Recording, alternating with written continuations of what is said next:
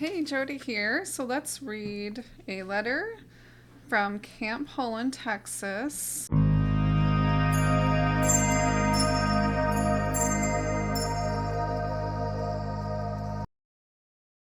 Now this is August 1942.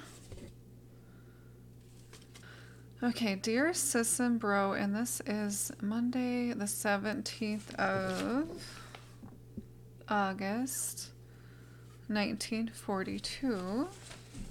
Dear sis and bro, we'll received your letter today, and also a treat I sent you will be sent in along because there is not more news around here.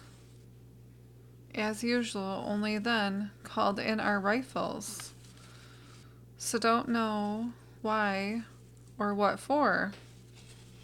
Oh, that's interesting. Went into town last night and we got a steak.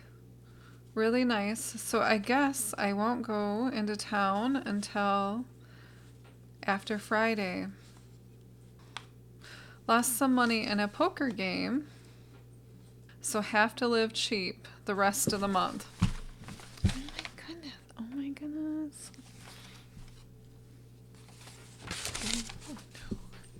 But it gets real lonely just sitting around these camps, week in and week out.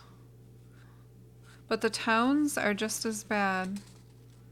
There is a fellow here from Munsing that I often hang around with, mostly. Well, if you think... And then I can barely read this line because it's so light. It's really not there anymore. So it says something about, so if I think, and then there's something, give you the creeps, you ought to be here on maneuvers. Have 25 or 30 coming right at you. Then get off in the front division. Really roar. They have about 20 feet of ground.